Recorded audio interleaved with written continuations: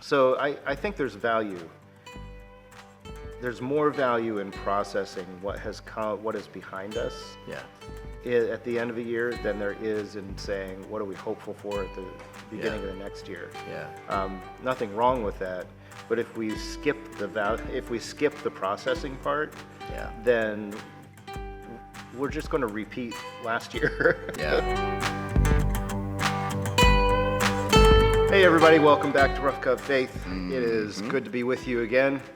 We're here together once again to go over. I feel like we should just play that Reunited and It Feels So Good song because I haven't seen you for like a week and a half. Yeah, but nobody here knows that. No. So that's. We told him we'd take a week off. Did we? No, we didn't because we recorded two. We recorded two. Yeah. Oh, sorry. It was a secret. Oh no. Yes, I've been gone. Scott's still reeling from the loss. There's a reason that I just carry tissues with me. All the time. All the time. Yeah. Yes. Yes. I'm But so we're sad. back together today and I'm happy about that. Yeah, that's the highlight of my day. It all goes down here from here. It all goes no, it's really pretty, like it'll be a pretty good day. I get to hang out here, do some recording. We got another meeting going on. And, it's a kind of a normal weekly day. That's good. Yeah, but I'm excited. This is our last episode of Rough Cut for the year. For 2020, in the year of our Lord 2024, we are recording our last Rough Cut Faith. It's been kind of a journey. Yeah. Just this. Yeah. This whole endeavor with Rough Cut. This is it's season 2, but we shifted a lot of things after Joe left. Yeah, with the residency wrapping up. Yeah, residency wrapped up. He transitioned out. We kept going. Yeah. We got to sit in comfortable chairs rather than that stools. was nice. That's a nice change. Yeah, my back is grateful for that. In my maturing body. It's not my mind. It's just my body's just realizing it's not as young as it used to be. Quickly maturing bodies. Seems to go faster the older you get. That maturity. That is true. I was watching Caden walk down the hallway the other day, our oldest, and he was just in his wrestling gear, warm-up gear, because he had a meet that night. And I just looked at him and I was like, okay, I know you're 14, but you're really looking like you're starting to turn into like an older teenager. And it was one of those moments that I had to just stop for a little bit and make sure that I took that moment in, and it's disorienting. It happens all of a sudden, and then you're left kind of shocked for a while. Yeah, I saw that with your kids, and all of a sudden I was like, wait, no, who's this additional man living in your house now? So you've had that experience a little bit more. I'm on my first round of this, so it's not a bad thing, but it's it's just a.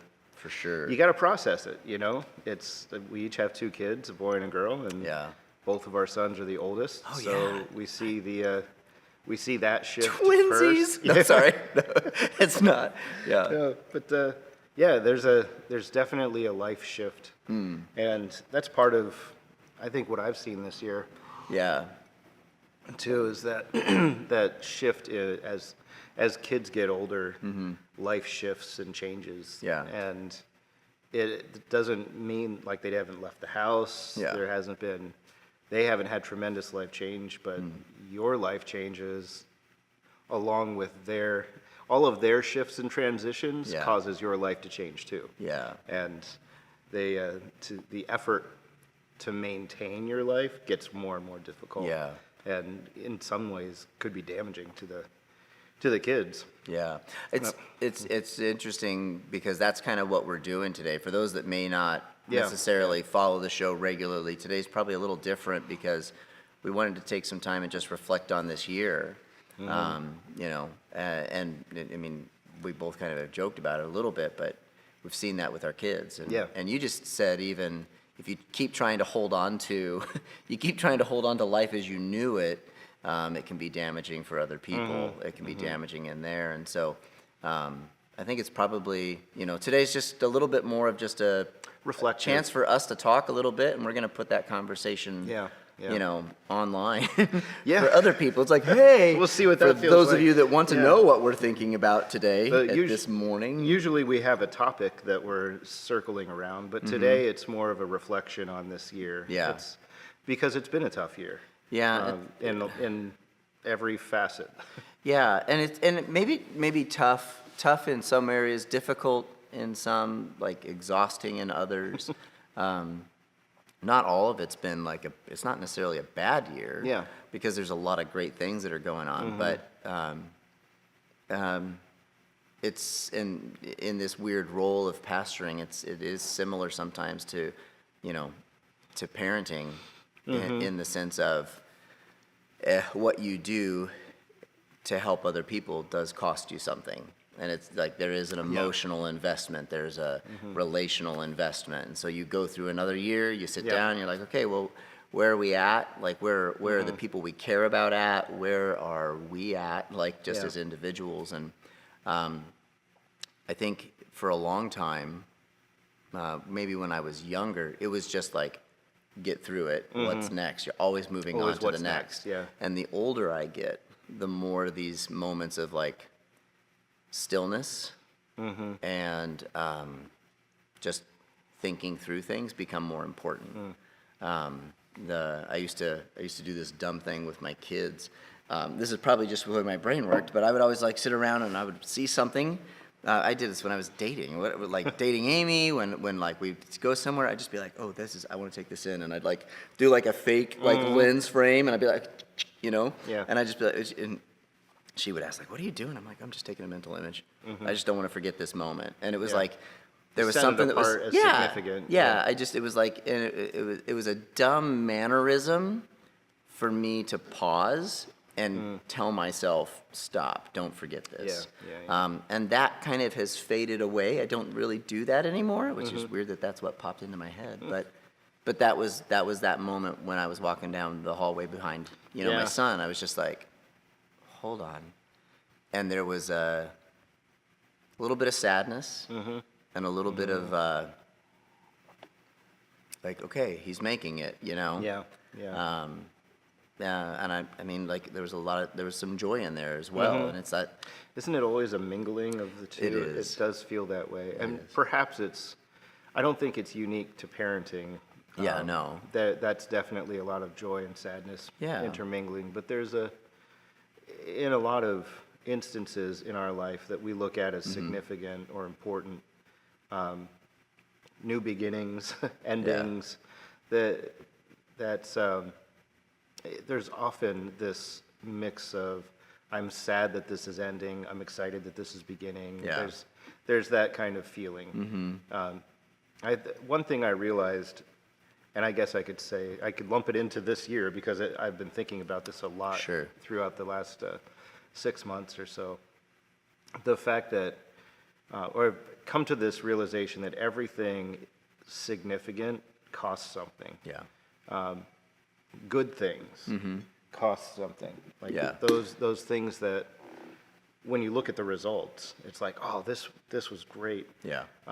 But it costs something. It usually costs emotional or mental energy. At the very least, it'll cost that. Yeah. At the on the other side, it'll cost actual physical money or time or effort, great physical effort. Yeah. But I think for a long time, I felt like if it was good and right, it was supposed to be maybe not easy, but rewarding. It was supposed to be rewarding. Like it's kind of like climbing a mountain. Like you push and push, and you get to the top, and it's like, oh, this is beautiful. Now I got to get back down. Yeah. But it doesn't really work that way. No. Life doesn't really work that way, and that was a little discouraging. And maybe that's why there's the sadness, the mingling of the sadness and the joy, because if it's good, it's going to cost you. Yeah. It's going to cost you energy. It's going to cost you sometimes relational connection. Pursuing relational connection on one side might cost you the relationships on another side. Yeah. Like, no matter what it is in life, there's a price to be paid for it. Yeah. And so good things will still cost you. Yeah. And that doesn't mean the cost isn't worth it, but I have to get away from thinking if it's a good thing, it should be easy or it should be simple or whatever it is. It's more of that realization of no, this is going to cost me dearly, but it will be good in the end, so I'm willing to pay that price. Yeah, that's that's an uncomfortable reality. It's I mean, I've thought about that like we thought about that when we went to start the church, even just like this is what we feel like we're supposed to do, and we believed it was a good thing, and we knew it would. We knew there would be a toll to it. Yeah. I think like looking back now over 14 plus years, 15, the conversations for close to 18. I guess I'd look back and go, man, I didn't realize how much it actually would.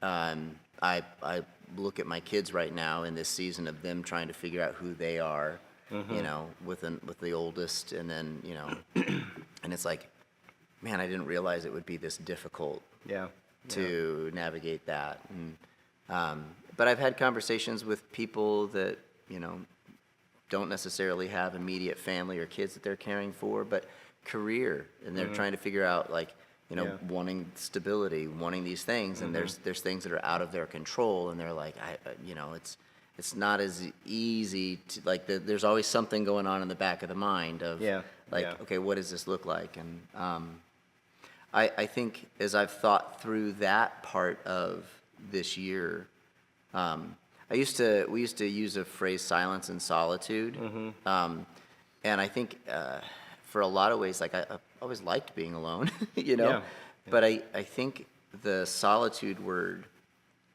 one of the things I've been thinking about is stillness as opposed to solitude. Because I worked on a farm by myself for years, so I was alone, but I was always doing something, and that I think sometimes can get in the way of sometimes that can get in the way of being connected to God and to the Spirit. And so I've been trying to reframe my mind around like silence and stillness, where I'm not necessarily trying to get something accomplished.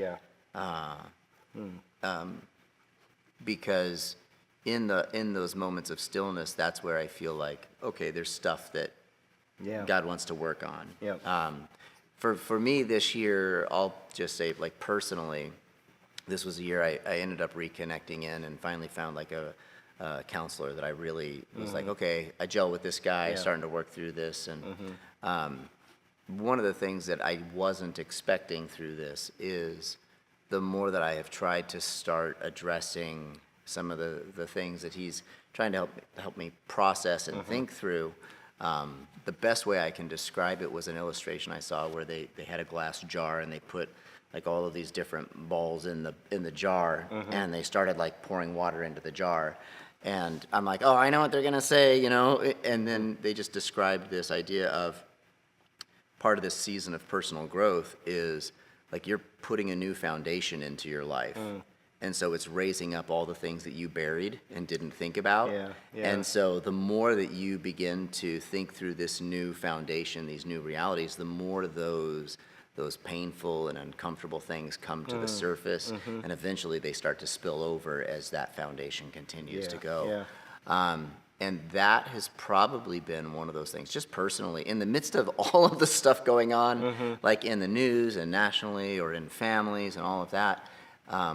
What catches me off guard still at times is the more I try to live into new realities of who Christ is and what he has done, and how that affects my life, the more that I am having to process older things. The more I'm having to process old wounds, old old lies that I believed, old like stories that I told, and I was just like, this year has been I will say in many ways at a relational and emotional level, I would say this year's been pretty disorienting at times for me, and certainly exhausting. Yeah, yeah. But in the midst of all of that, you can sit here and be like, oh man, I feel like I'm in chaos. And you can look around and go, look at all the good stuff that's going on despite me being in chaos. It's hard to see the good stuff sometimes. Yeah, that's true. I feel like though we've been in the new location for over a year at the Grove, and seeing new folks pop in and getting involved into the community, saying goodbye to some, but so there's that give and that Yeah. back and that Yeah. forth.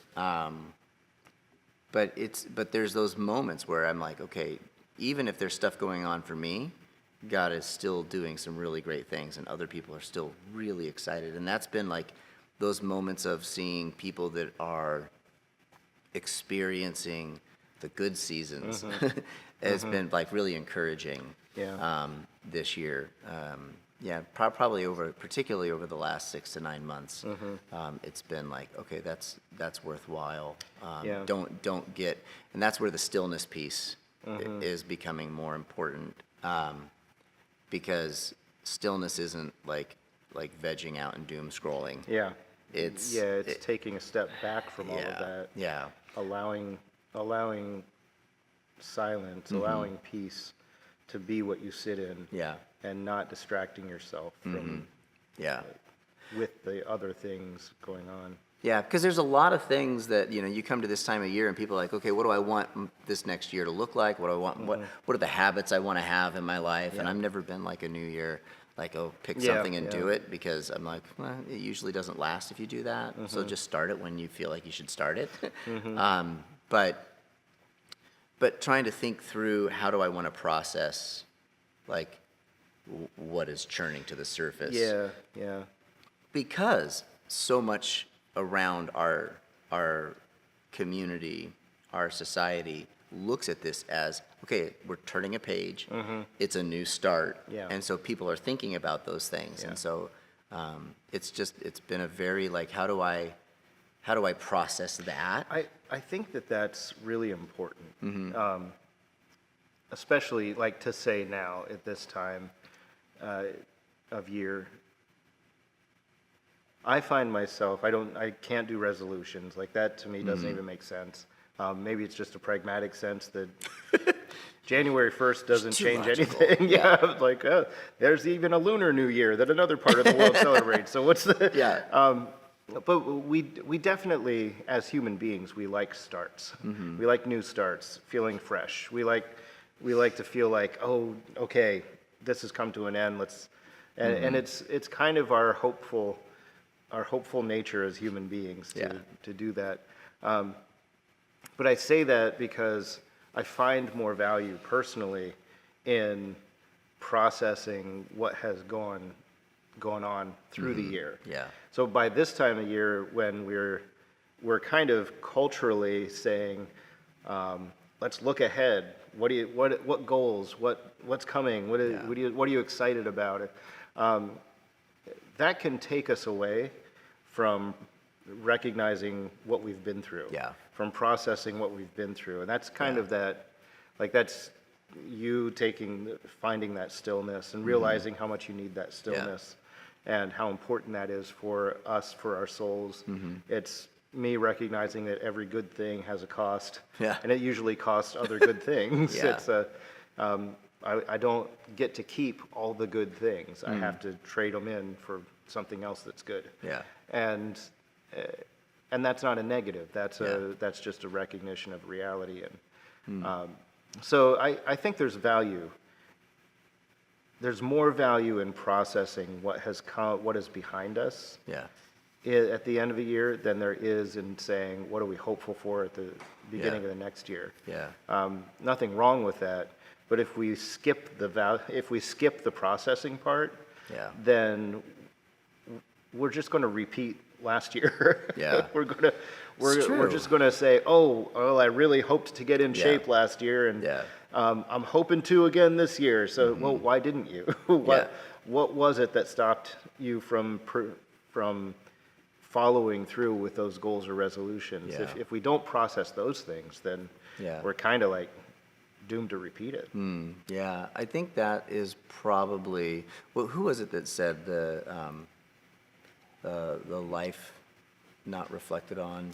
Oh, I don't even remember the quote. It's just that thing. It's like the An unexamined life is not worth living. is not worth living. Yeah, and Yeah. it was, what was it? It was a Greek philosopher? It was a Greek Was philosopher, it but I can't. Plato, Aristotle? No, it was Socrates. It may have been. I thought it was one that was not one of the bigger. It was Yeah. like Erasmus or something like. Yeah. Somebody that I can't know, remember. but there's an element of that is coming to the surface in this conversation. At Yeah. least maybe you and I have come to a spot of finding the examination to be valuable.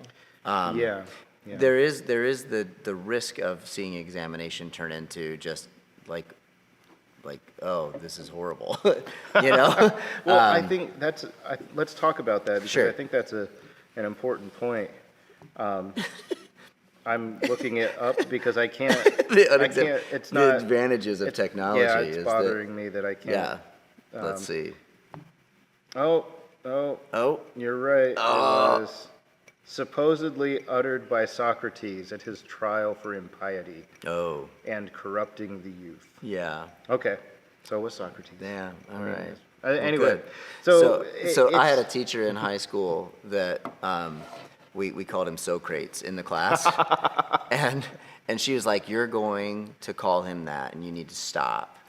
And so whenever they would read it, they would always call him Socrates. It took me years to stop reading Socrates as Socrates. So you were right. So good you were job. right. Good Yeah, job, yeah, Socrates. yeah. Yeah. Yeah. Sorry, I cut you off. No, that's okay. I think that like when we examine life, it's important for us to recognize that we go through experiences. We go through whatever it is that's come before, whether it was a week ago or 6 months ago. We go through those things, and they're real things that happen Yeah. to us, and there's real emotion there. Yeah. And we respond emotionally, we respond mentally as we think about it. But if we don't acknowledge what has happened, if we don't acknowledge where we're at, then I do think that it damages us. Yeah, I would agree with that. And it can do its damage whether you recognize it or not. It's why, people drift apart. It's why it's why the things that we thought were stable seem to not be. Is you go through things and just presume that you aren't changing, Yeah. or that no one else is changing, or that situations aren't changing, and it's because change is a part of life. Yeah. You think about everything that's gone on in the last 12 months. Change Yeah. Change is happening whether we want it to or not. You dig your heels into the sand and go no, Yeah, and yeah. you're still getting drugged. It's like a tug of war, and you can't hold on to it, but you can, I think that it's to me, that big question of, okay, who am I in light of this now? It's not that what makes us fundamentally individual people, the person that we are, doesn't change depending on our circumstances. yeah, And yet, the circumstances, I can look 10 years ago and say, there's been a lot of life that's gone by in 10 years, and I'm a different person now than I Yeah. was 10 years ago. yeah, And that's supposed to happen. Mm-hmm. Like we are supposed to grow. We are Yeah. supposed to mature. Who we are fundamentally doesn't change, but I certainly, in processing the world around me and processing life events, yeah, I do feel different. Yeah. And I do feel like a different person, even though, we've known each other over 20 years Yeah. now. And neither of us would say that we have changed so much that we don't know each other Yeah. anymore. Yeah. And yet we would both say that we've We're very changed different significantly. people. Yeah. There is something very that I appreciate about the friendship of there's transformation that's happening alongside of there's a similar direction we're heading, and there's individual transformation along that journey. Yeah. And yet there's also been enough stuff where we've seen each other take hits Yep, and yep. learned how do I heal from that wound, or how do I walk with this limp in the middle of all of this. That like there's something really that I appreciate about that. Yeah, You know, there's yeah. not a lot of folks that I've had the chance to walk alongside of for this long. And there's a quote that I found this year, and I wrote it on my wall on my whiteboard in my office, and it's one that I've not erased yet, because it says we can't change what's happened to us, but we can tell a different story, but we can change the story, the way we tell the story. Yeah, yeah. And that's one of those things that, for me, as all of those, like if I go back to that illustration of relaying another foundation or rebuilding that foundation, shoring it up, things come to the surface. It's Yeah. like, oh, hey, I can't change that. But how do I tell a different story about Yeah, this? yeah. And that I feel like is the Romans, what Paul's talking about to the church in Rome of don't be conformed into this world, don't be pressed into its mold, its likeness, but be transformed by the Yeah. renewing of your mind. Like that is you don't recognize, that's where the stillness piece and the reflection comes in, because I don't think we necessarily realize the pressures that are conforming us Yeah. into a different image, unless we have the time to be still Yep. and ask what's like, reflect what's happened, how has that affected me, Yeah. what's going on, because I mean it's easy, I think it's easier to just go through life and ignore. Oh, yeah. It's far easier. It doesn't mean that those things don't pop up, but it does mean sometimes we don't understand why. Yeah. And so, so there is very much a, I don't know if this is the right word or phrase it, but there is a process of becoming an explorer of our souls that is scary. But I think in the long run, it allows us to recognize where unhealthy patterns have been, Yeah, where we need to redefine, like, okay, well, the stories that we've told. If you mentioned before about digging your heels in, as change happens, whether that's culturally or personally or interpersonally. Yeah. And I think that's where the damage can happen. Yeah. It's that in some ways it is that unexamined life, because you dig your heels in, you're like, no, I've gone as far as I'm going to go. Yeah. It's kind of like, to use an analogy, it's like finding new music. Yeah.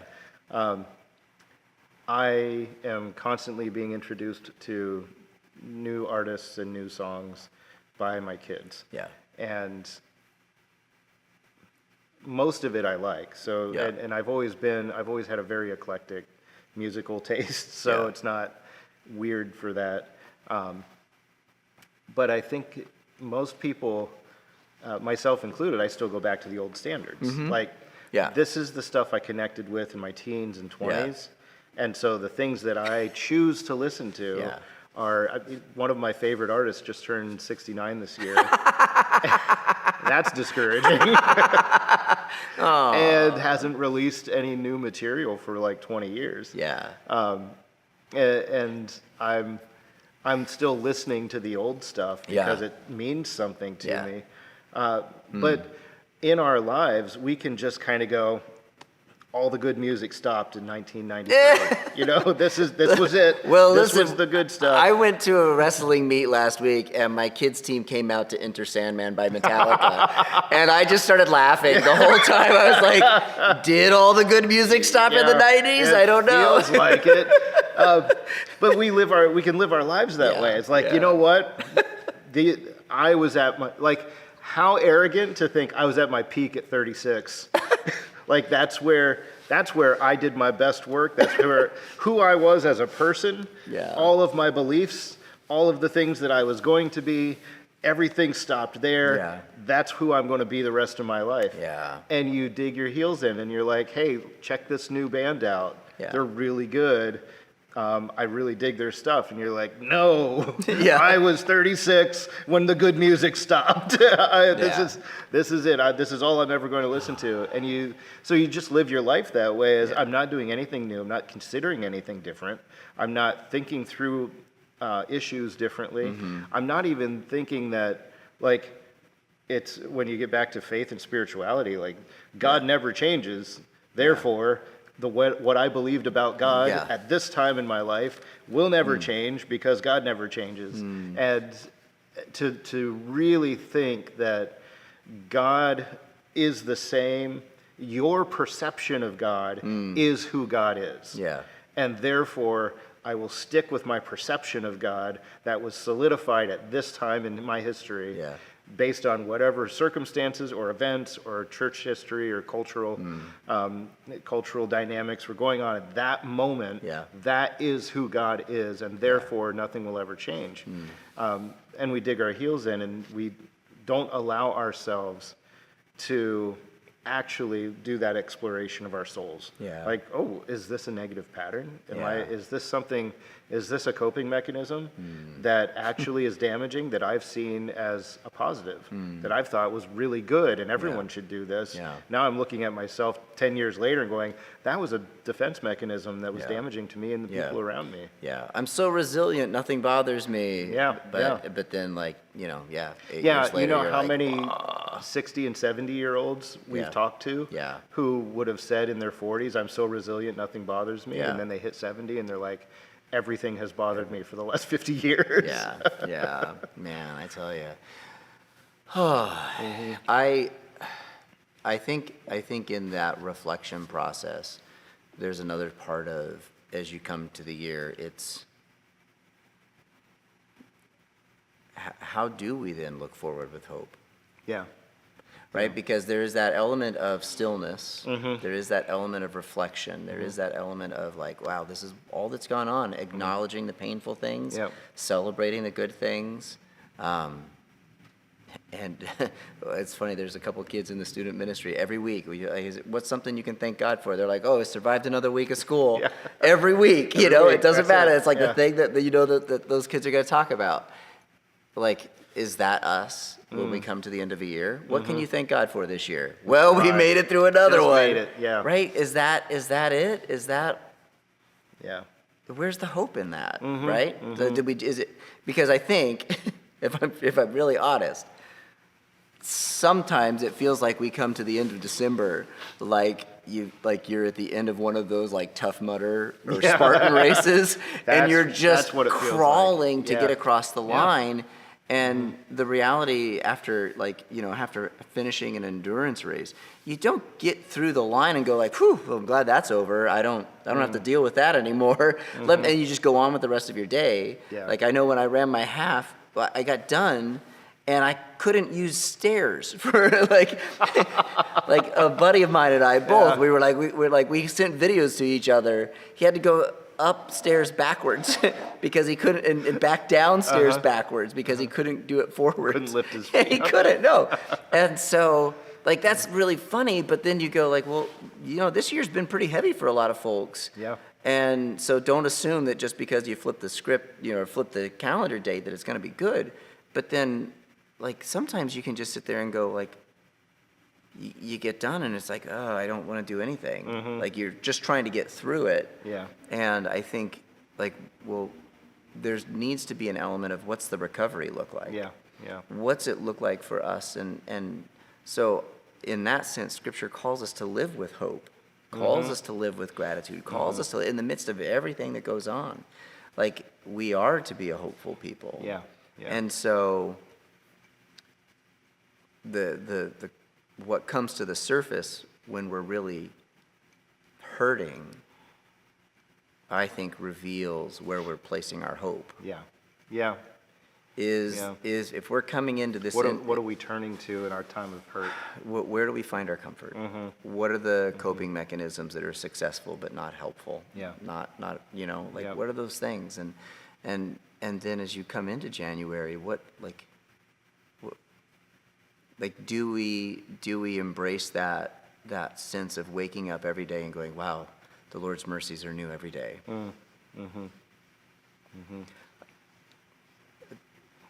To be like brutally like there, I may know that in my head, but there's a lot of days I wake up and I just go, I got to deal with this again. Yeah, and I think that's absolutely where most of the time we find ourselves. Yeah.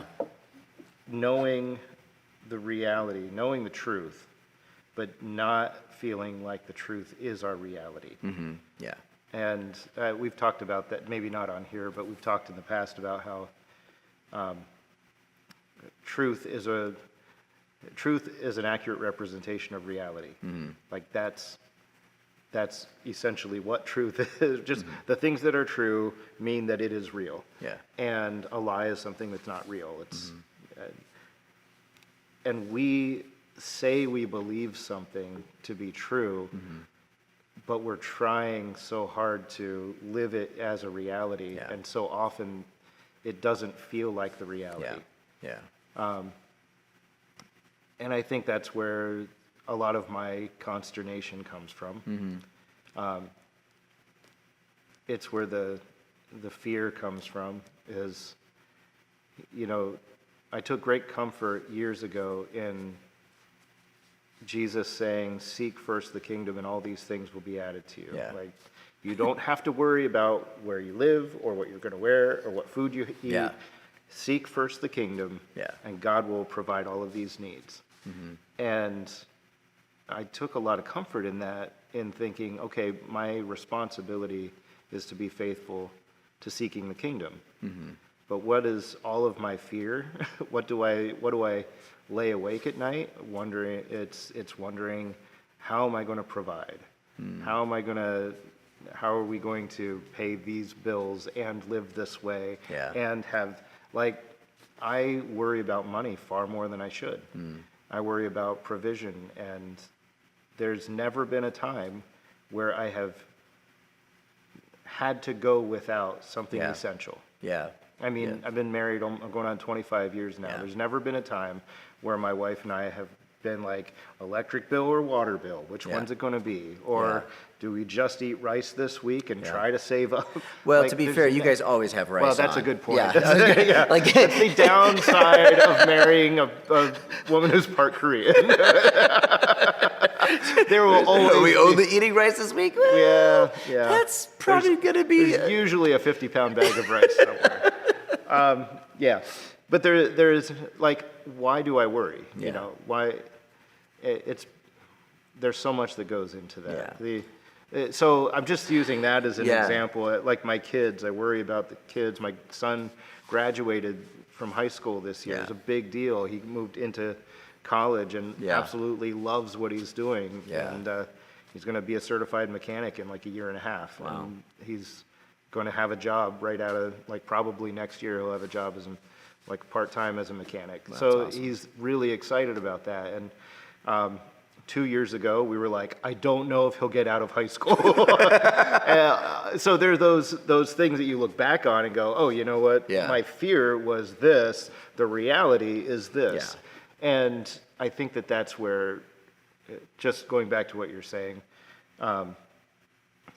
we struggle to live the reality of what we believe. We believe that God's mercies are new every morning. We say that. We struggle to live in it. We struggle to wake up with joy because we get this new day. most often I wake up not feeling any more rested than I did the night before, Yeah. and thinking, I can't wait to get back in bed. Yeah. And but that's not living, like, what reality am I living then? You know? Yeah. It's the, as you described, the picture of, like, 2 years ago with your son being like, oh, is he going to get out of high school? And now he's happy. Like, I think that reflects the reality that so many of us go through, in that we like, our field of vision Yeah. is like here. Yep. Yep. And so we don't look down the horizon. We Yeah, don't look yeah. what's ahead, even to the promises of that, because what is so important to us right now in this moment is just, it's all we can see. Yeah, I think of that phrase, getting in the right frame of mind. This may be a dumb metaphor, but I've thought of I that love your as dumb metaphors, Michael. I've thought of that as a frame, like a literal frame, and you can't see outside of that frame of mind. So when you're in the wrong frame of mind, you have this square, and Yeah. it's like anything inside that frame, I can see that. Yeah. There's a much larger reality outside of the frame. Out of Yeah. the edges, off the edges of that frame, Yeah. it's a much bigger reality.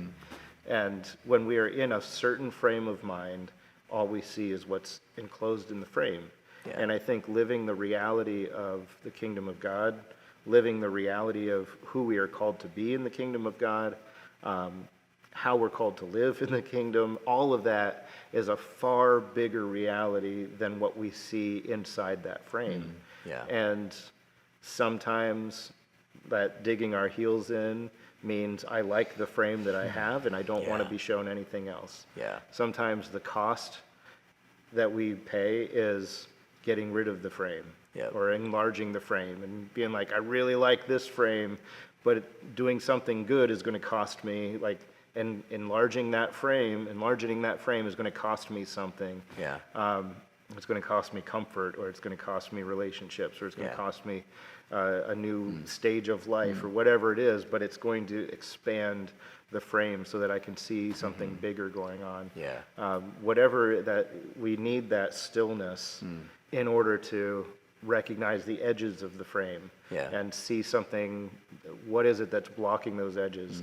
We need to recognize that the unhealthy patterns we've had in our lives, the unhealthy coping mechanisms or defense mechanisms that we've developed, those are what keeps the frame Yeah. rigid and not allowing us to see anything. Like, all of the stuff that we've talked about in in the way I process it in my head, all the stuff we've talked about is kind of comes back to that metaphor of how big is the frame of mind that you're looking at. That's really good. How large is it, and how willing are you to see that there is so much more happening outside the frame Yeah. than you're Then we're acknowledging. capable of seeing even Yeah, sometimes. yeah. And that's the reality. Yeah. Like, when we live with just this small frame, we're living outside of truth. We're Yeah. living outside of reality. Yeah. We're saying that what exists in this frame, that's reality. When the truth is, there's so much more to it than that. Yeah, that's good. I've appreciated, as you made the transition in our worship gatherings, to end the service with a passage of scripture of blessing and a reality. There's a lot of times where, and they're pretty familiar.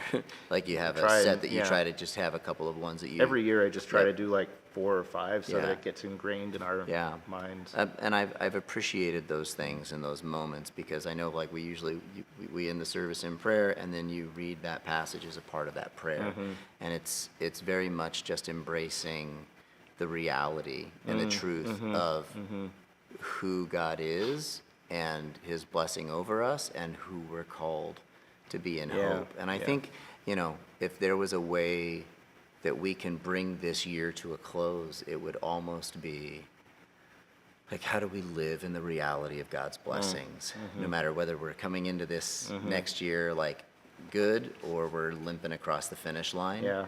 Like, how do we live in the reality of that truth and expand that frame that you've talked about? I think it's slightly different conversation than I thought we were going to have today. Yeah, they tend to do that Yeah, I know, sometimes, but I yeah. think it's been good to, even just our conversation here has helped me process a little bit of where life has been. Yeah. And I hope for anyone listening and viewing that it's been helpful for you. And let me encourage you, I want to do this. I'm going to take time to do this. Encourage everyone. There is a full week between Christmas and New Year's. It's, for most people, not a lot happens. And for a lot of us, culturally here in America, we push to Christmas and celebrate and have family and all of, like, the big push is to Christmas, and Christmas is kind of like the finish line. Yeah. But there's a week that not a lot goes on.